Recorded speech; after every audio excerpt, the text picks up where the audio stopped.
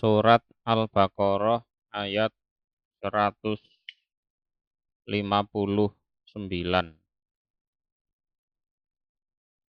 A'udzu billahi minasyaitonir rajim. Bismillahirrahmanirrahim. Innalladzina, sesungguhnya orang-orang, yaktumuna, yang menyembunyikan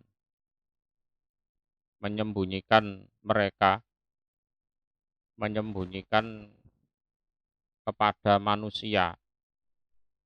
Ini berkaitan dengan orang-orang Yahudi, terutama para ulama mereka. Ya, berkaitan dengan orang-orang Yahudi, terutama ulama mereka. Menyembunyikan pada apa-apa anzalna, yang menurunkan kami Allah, bayani minal bayinat, dari berbagai macam keterangan, wal huda, dan petunjuk, mimba dima bayannahu, dari setelah jika menjelaskan kami Allah hu padama, linasi, bagi manusia, fil kitabi, di dalam kitab Taurat. Jadi kitab ini artinya adalah kitab Taurat. Jadi ada kebiasaan buruk orang Yahudi, terutama ulama-ulama mereka. Sebenarnya mereka itu tiap hari yang ngaji kitab Taurat, membaca kitab Taurat. Memang ulama, gitu kan. Tapi ada berbagai penjelasan, berbagai petunjuk yang sengaja mereka simpan, mereka sembunyikan, jangan sampai umumnya manusia itu tahu. Nah, gitu. Jadi ada beberapa ayat yang berupa penjelasan, petunjuk, yang memang sengaja mereka simpan, sengaja mereka sembunyikan, tidak mereka sampaikan kepada umumnya manusia. Ya. Terutama adalah ciri-ciri kenabian Nabi Muhammad. Itu pasti disembunyikan rapat itu. Sebab kalau sampai bocor di kalangan umumnya manusia, wah, bisa-bisa nanti semua orang masuk Islam. Itu bisa-bisa mereka nggak laku lagi. Ya, oleh dadi ulama, oleh dadi kiai, wis gak payu meneh, nggak laku lagi. Nah itu terutama berkaitan dengan ciri-ciri kenabian Nabi Muhammad Shallallahu Alaihi Wasallam. Itu pasti disimpan rapat itu, simpen rapat. Jangan sampai semua orang tahu. Kalau tahu bahaya. Karena memang mereka beragama itu orientasinya dunia. Bukan kok akhirat, itu bukan. Orientasinya dunia. Berhubung orientasinya dunia, apa saja yang sekiranya mengganggu kepentingan mereka, itu ya disingkirkan, disembunyikan, ya, disimpan, tidak disampaikan. Yang kedua, ayat yang disimpan itu termasuk ayat rajam. Jadi di kitab Taurat itu ada ayat rajam, itu ada. Ya, ayat rajam. Orang yang berzina itu dilempari batu sampai mati. Lah, seiring berjalannya waktu, yang melakukan perzinaan itu ternyata orang-orang kaya. Ceritanya begitu. Ternyata orang-orang kaya. Ini kalau hukum rajam ditegakkan, nggak ada donatur lagi ini nanti. Nggak ada donatur lagi. Itu kan? Orang-orang berpangkat.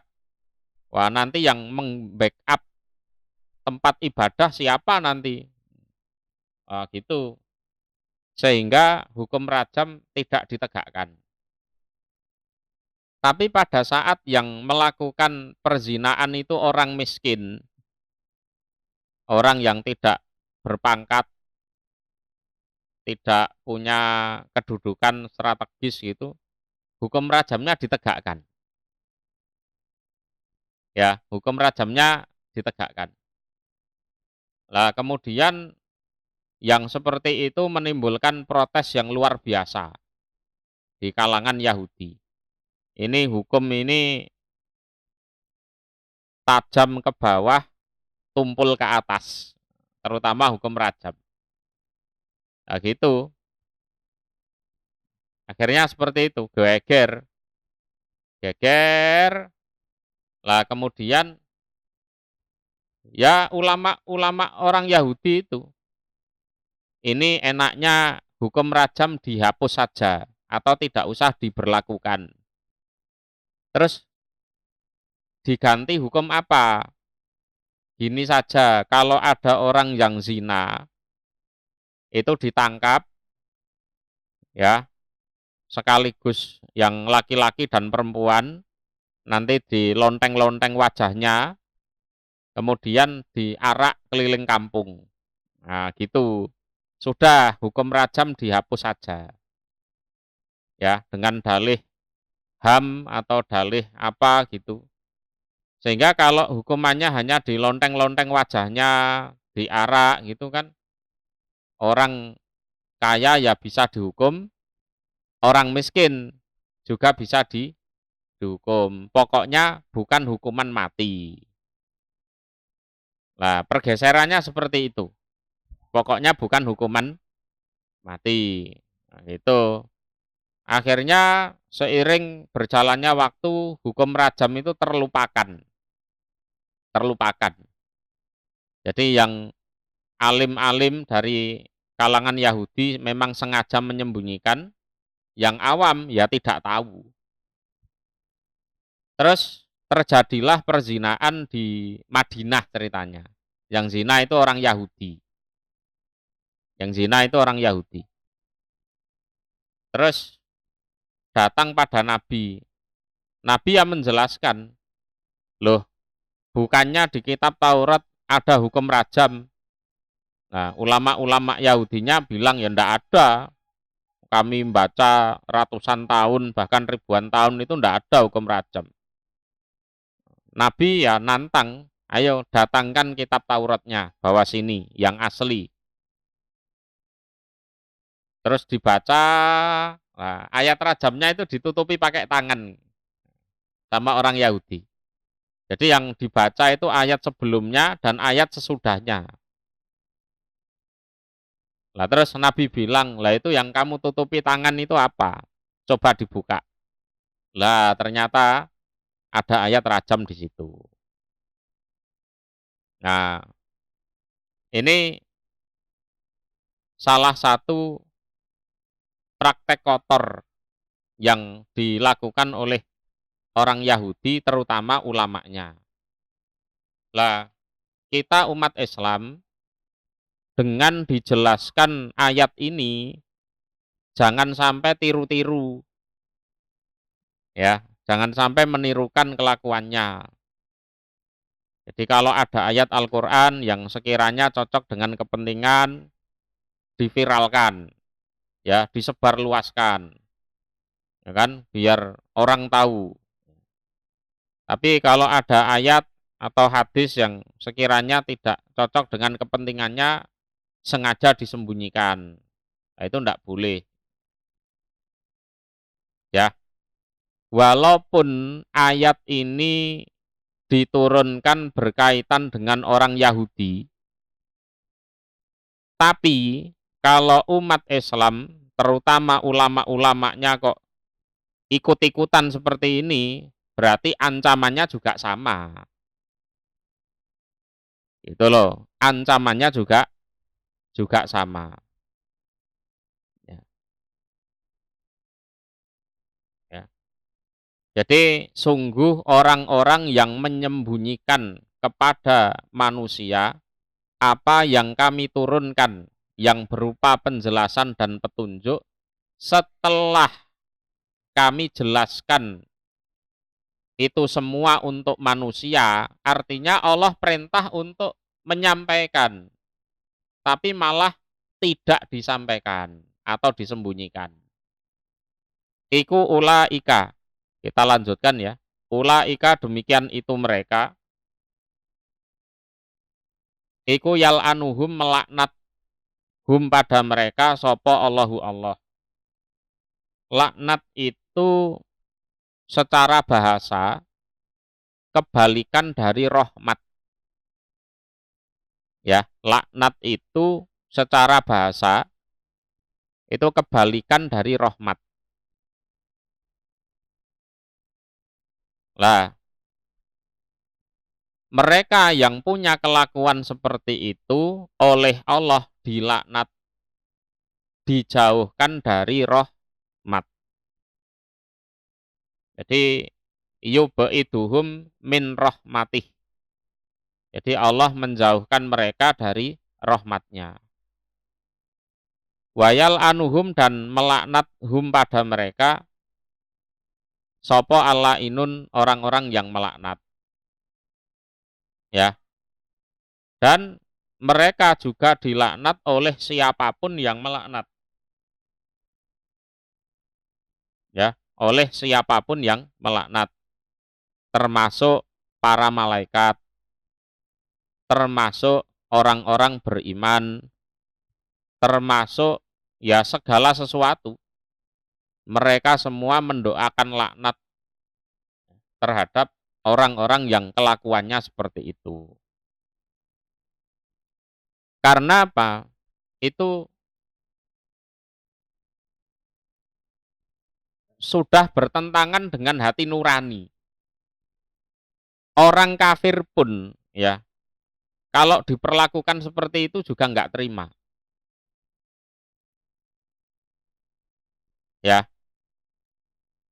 orang kafir pun kalau dikhianati seperti itu tidak terima.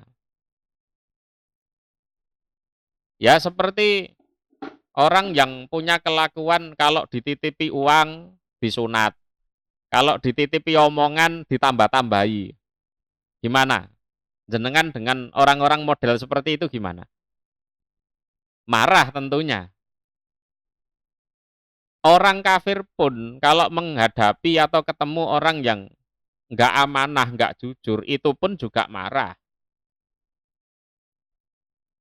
Walaupun hanya masalah keduniaan, apalagi ini masalah agama. Jadi Allah menfirmankan wayal anuhumul lainun itu ya memang sudah pas. Orang kalau kelakuannya seperti itu ya siapapun pasti melaknati. Ya, baik malah para malaikat, baik orang-orang beriman atau segala sesuatu. Ya, atau segala sesuatu pasti melaknati itu. Itu. Bisa dipahami di sini ya? Ya. Lah, cuman ayat ini mansuh. Nasehnya ayat selanjutnya. Ya. Ayat ini mansuh. Sudah dihapus ya. Nasehnya ayat selanjutnya. Mansuh itu diganti, gantinya ayat selanjutnya. Nasehnya sebagai pengecualian. Ya. Jadi laknat itu akan dicabut apabila mereka bertobat dan seterusnya. Artinya seperti itu. Jadi laknat itu dicabut oleh Allah, oleh siapapun yang melaknati, kalau mereka mau bertobat. Maka ayat 160, illalladzina. Nah, ini kecuali orang-orang tabu yang bertobat mereka. Ya, bertobat artinya memang dalam hati kecilnya tidak cocok. Ini sama-sama ayatnya Allah, kok yang sesuai kepentinganku aku sampaikan, aku viralkan, kok yang nggak sesuai kepentinganku aku simpan. Kan ada orang seperti itu, ada. Terus pada akhirnya tobat dia. Ya, tobat. Dia masih takut pada laknatnya Allah. Ya. Wa aslahu, dan berbuat baik mereka. Artinya memperbaiki amalannya. Ya, memperbaiki amalannya. Wa bayanu, dan menjelaskan mereka apa yang selama ini mereka sembunyikan. Jadi wa bayanu makatamu. Jadi mereka mau menjelaskan semuanya apa yang selama ini mereka sembunyikan. Nah, orang-orang yang seperti ini ya sudah tidak dilaknati lagi. Jadi ada pengecualian. Jadi orang-orang yang tobat, memperbaiki amalannya, dan menjelaskan apa yang selama ini mereka sembunyikan, nah itu ya, selaknatnya diambil sudah. Faulaika, maka demikian itu mereka, iku atubu, menerima tobat aku Allah alaihim atas mereka. Nah, nah mereka itu ya aku terima tobatnya. Lah biasanya orang yang seperti ini ya masuk Islam, sudah masuk Islam itu.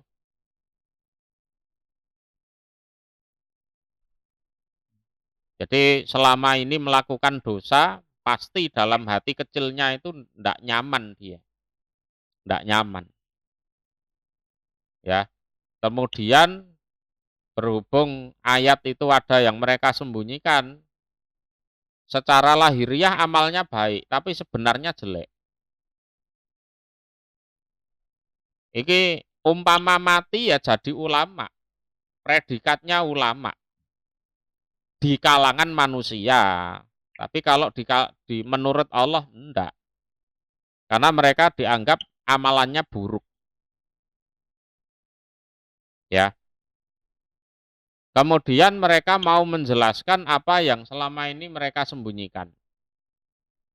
Nah, itu kalau seperti itu, nah, kalau itu orang Yahudi misalnya, dia pasti masuk Islam. Ya, dia pasti masuk Islam. Maka mereka aku terima tobatnya. Wa ana, dan aku Allah iku at-tawwab, zat yang maha menerima tobat. Jadi tawwab itu maha menerima tobat, ar-rahim lagi maha penyayang terhadap orang-orang beriman, terutama orang-orang yang mau tobat itu.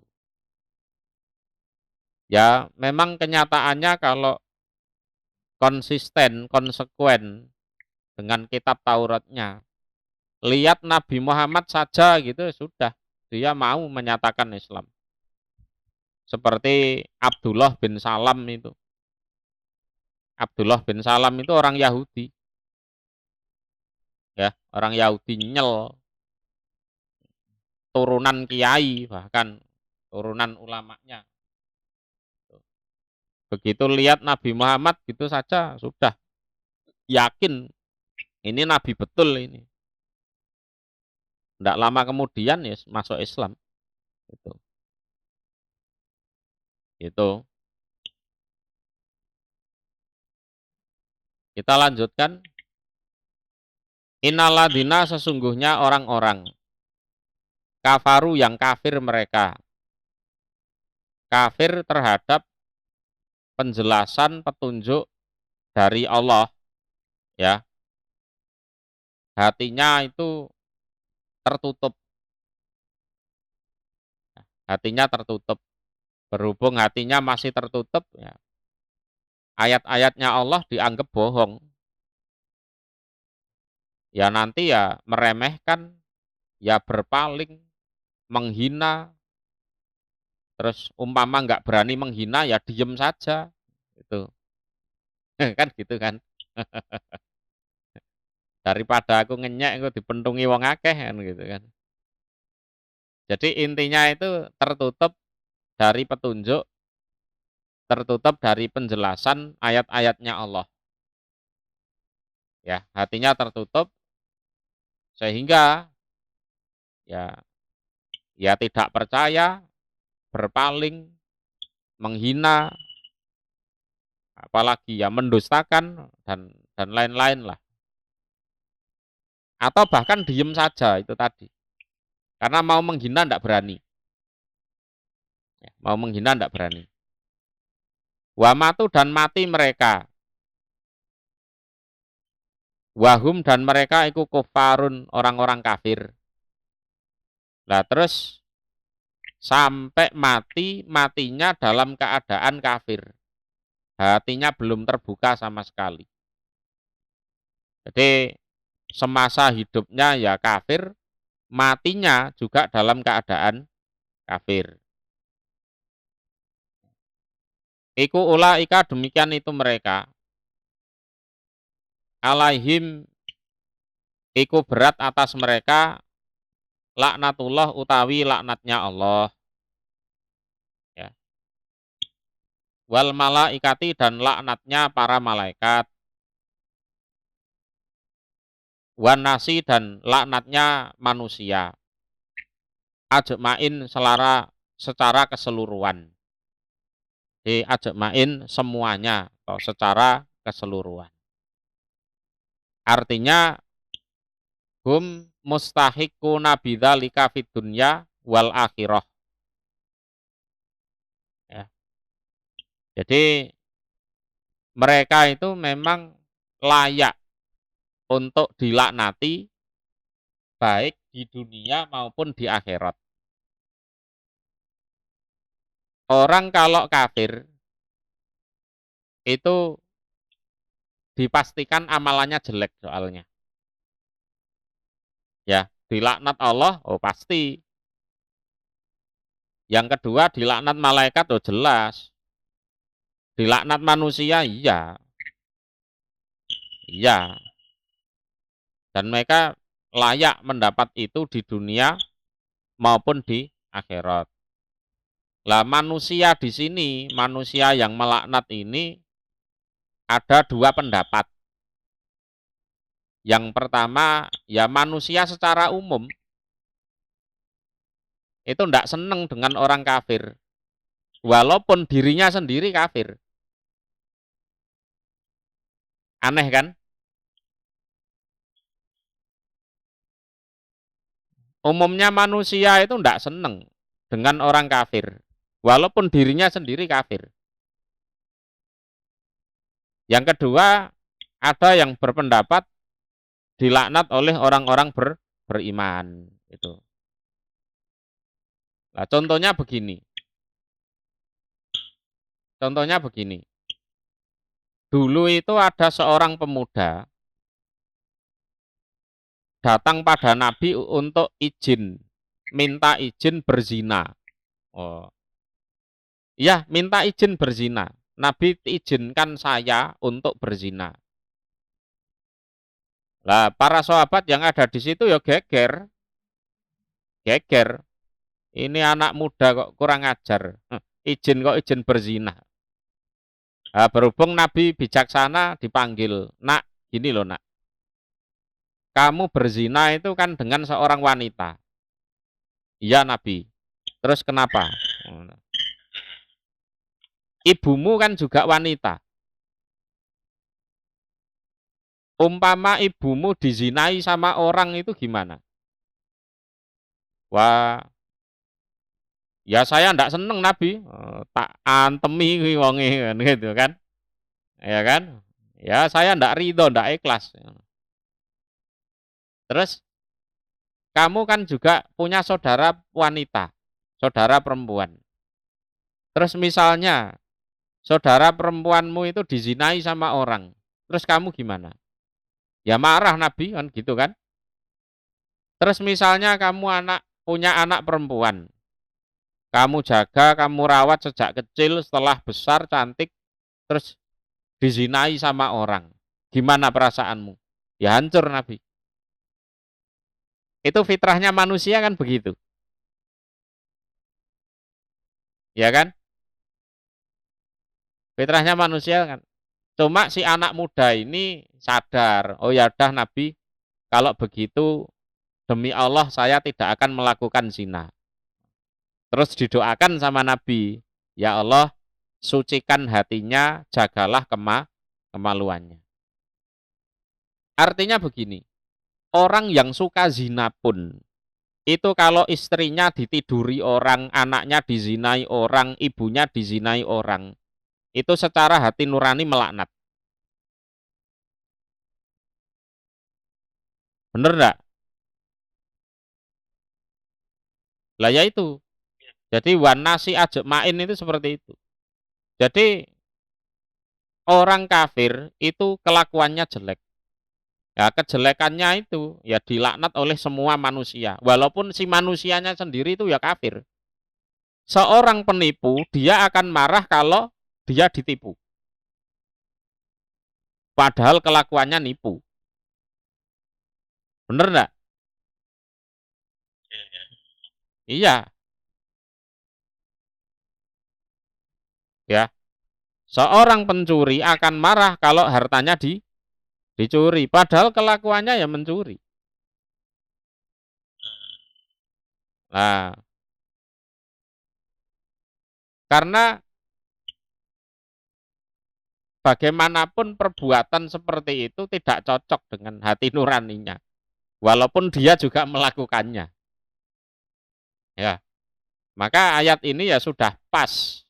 Orang kafir ya berhubung nggak kenal agama sama sekali, otomatis kelakuannya buruk. Dan kalau mati dengan keadaan kafir ya sudah Allah melaknat, malaikat juga melaknat, seluruh manusia juga melaknat. Seluruh manusia juga melaknat. Bahkan orang tua yang merokok itu loh, lihat anaknya SD kelas 2 merokok itu ya marah. Kalau dipikir loh, ngapain dimarahi wong kamu sendiri merokok? Kan gitu. Bapaknya suka mabuk, terus anaknya SD, kelas 1 SD minum gitu, ya marah kok. Kan ya anehnya kan seperti itu. Ya kan? Jadi segala sesuatu yang berbau kekafiran itu ya mengundang laknat memang. Entah dari Allah, dari malaikat, dan seluruh manusia. Walaupun si manusianya kafir sekalipun.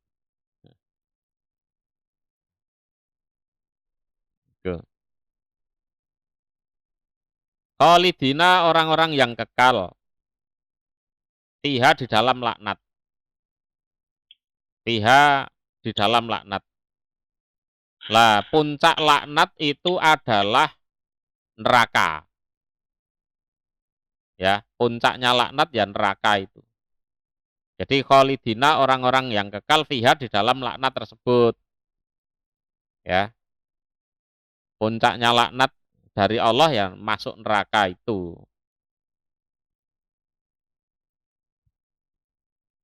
La yukhafafu tidak diringankan anhum dari mereka opo al adabu seksaan. Ya. Seksaannya tidak diringankan. Tidak diringankan. wala dan tidak hum mereka iku yungdorun, ya, diberi kesempatan atau diberi kesempatan untuk bertobat atau memberikan alasan. Siksa tidak diringankan itu ya bagian dari siksa itu sendiri. Contoh-contoh, ini umumnya di Indonesia ya. Bekerja dalam seminggu itu ada liburnya sehari. Hari Minggu, ya kan? Untuk apa? Fungsinya libur itu untuk apa? Untuk rehat sejenak, nanti minggu depan biar fresh lagi kan gitu kan. Umpama tidak ada libur gimana? Bekerja gitu sajalah. Itu masih dapat uang loh ya. Umpama tidak ada liburnya gimana? Stres itu orangnya. Lah kalau masuk neraka itu tidak ada liburnya, itu tidak ada. Kerjaannya diringankan, ya tidak ada. Siksanya diringankan juga tidak ada. Rasanya kayak opo. Jadi la yukhaffafu anhumul adzab itu ya bagian dari siksanya itu sendiri. Disiksa terus, ora tahu prei.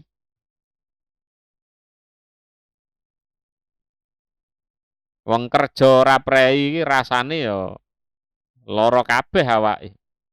Capek lahir batin. Kerja lo ya. Kerja lo ya. Masih ada hiburannya. Dapat gaji, kerja lo ya. Lah kalau seksaan dan seksanya tidak diringankan, tidak ada liburnya, terus gimana?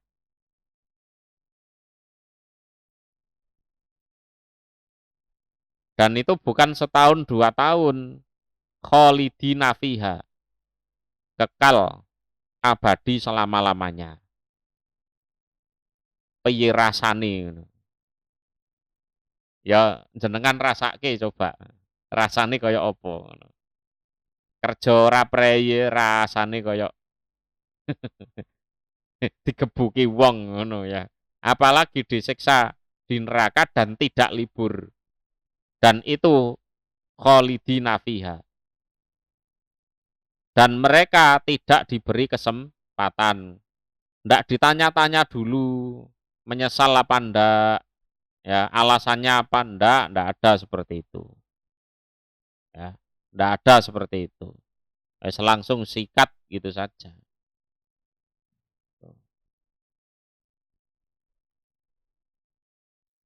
Itu.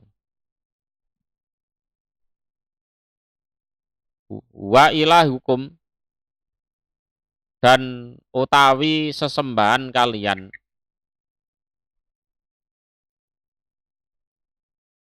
Iku ilahun sesembahan wahidun yang satu. Wahidun yang satu.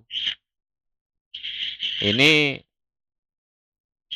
ayat ini diturunkan pada saat orang-orang kafir itu meminta kepada Nabi Muhammad agar menjelaskan siapa sesembahannya. Siapa yang layak untuk disembah. Itu loh. Karena berhala-berhalanya orang kafir itu menurut Nabi Muhammad tidak masuk nominasi sama sekali. Tidak ada yang masuk nominasi. Terus orang kafir ya bereaksi. Lah terus kira-kira sesembahanmu itu siapa? Yang layak disembah itu siapa, yang bagaimana, kan gitu kan? Nah terus diturunkan ayat ini. Wa ilahukum ilahun wahid. Jadi sesembahan kalian yang benar, yang hak untuk disembah itu adalah sesembahan yang satu. Itu sebab kalau sesembahannya dua, nanti gegeran. Sesembahan yang pertama maunya ke utara, sesembahan yang kedua maunya ke selatan. Geger itu. Dua sesembahan itu geger. Yang nyembah ikut bingung kan gitu. Jadi sesembahan itu ya sesembahan yang satu. Apalagi kalau 3, 4, 5, wah, gegeran tok. Ada dewa matahari sama dewa laut sama dewa hujan. Wah, wis pasti gegeran itu. Ada dewa bumi, dewa langit, gegeran. Aku maunya hujan. Mataharinya, dewa matahari ndak mau, ndak bisa. Aku pengen menyinari bumi. Geger, tukaran. Karena ya saenake dhewe sama-sama punya kepentingan. La ilaha tiada sesembahan yang benar untuk disembah ilah kecuali huwa ya dia. Ya dia itu, sesembahan yang satu itu. Yang lainnya enggak layak untuk disembah. Yaitu Ar-Rahman, Allah yang Maha Pengasih. Ini sifat pengasihnya Allah di dunia.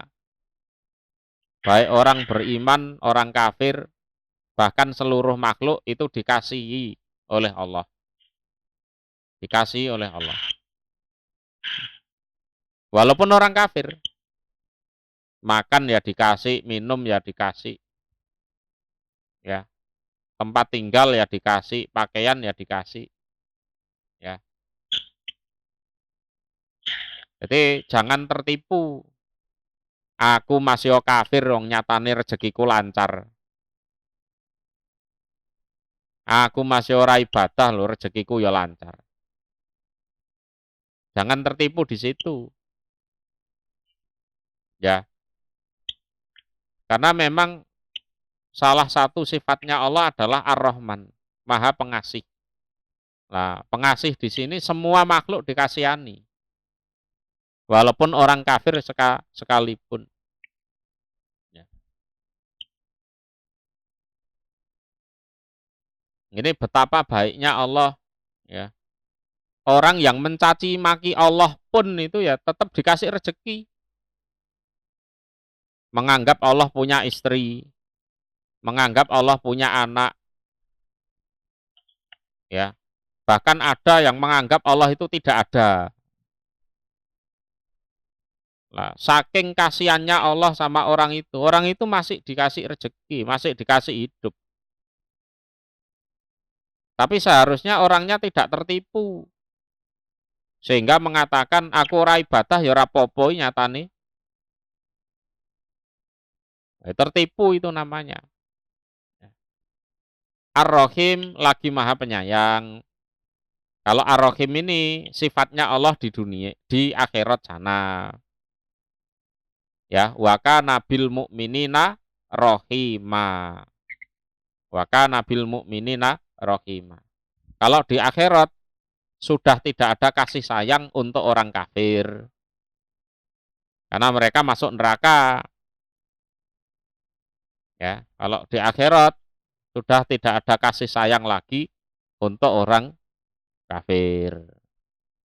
Ya. Nah, terus setelah dijelaskan seperti ini, orang-orang musyrik itu meminta bukti tentang eksistensinya Allah. Ya, setelah dijelaskan wa ilahukum ilahun wahid, la ilaha illa huwar rahmanur rahim, orang-orang kafir itu minta bukti tentang keberadaan Allah, eksistensinya Allah. Nah, terus diturunkan ayat 164 yang mau kita baca ini. Nah, gitu. Nah, untuk 164 di pertemuan berikutnya insya Allah. Ini pertanyaan orang kafir dijawab, wa ilahukum ilahun wahid la ilaha illa huwa huwar rahmanur rahim. Terus bukti eksistensinya Allah mana, kan gitu. Terus ayat 164 ini.